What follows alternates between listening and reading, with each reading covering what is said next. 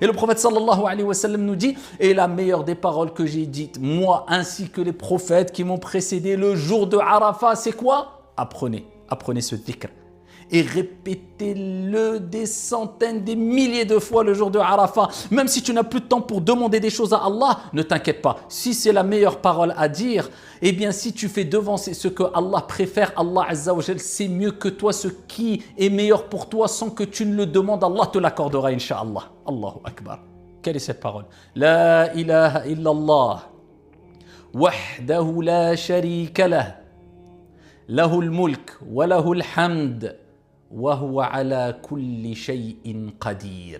Répétez un maximum de fois cette parole le jour de Arafat.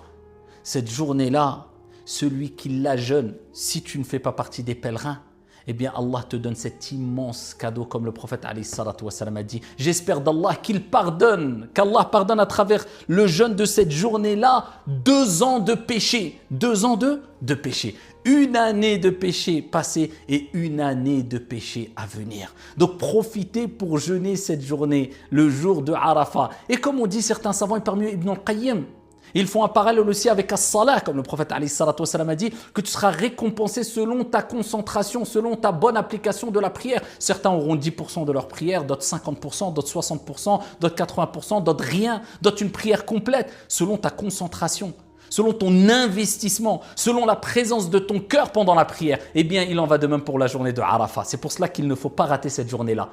Peut-être que tu auras 6 mois de péché pardonné, peut-être 1 mois, peut-être 1 année, peut-être 1 année et demie, peut-être 2 ans. Ça dépend comment tu vas jeûner cette journée-là. Est-ce que tu vas la jeûner simplement avec tes membres ou avec ton cœur? Est-ce que tu vas rechercher ardemment la récompense divine en te concentrant à faire le maximum de bonnes actions cette journée-là? Prier à l'heure, faire ses invocations après chaque prière, donner des aumônes, lire le Coran, faire du bien autour de toi, la bienfaisance envers les parents, tout ce que Allah aime et agrée comme parole et acte pendant cette journée-là, ou est-ce que tu vas négliger le jeûne de cette journée-là?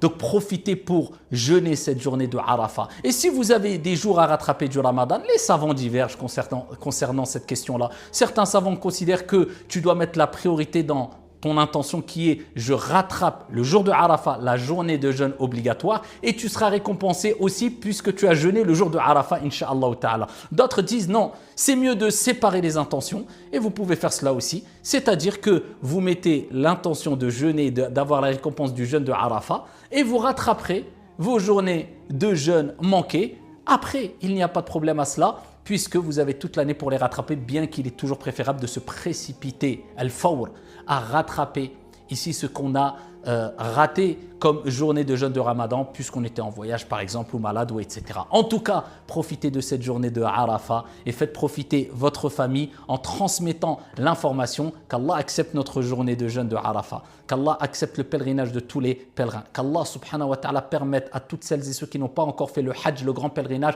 d'accomplir leur pèlerinage. Qu'Allah tabaraka wa ta'ala vous bénisse et nous bénisse et qu'Allah nous préserve et préserve les croyants et les croyantes dans les 4 coins du monde et répande la paix dans les 4 coins du monde. Qu'Allah vous préserve. Assalamu alaikum.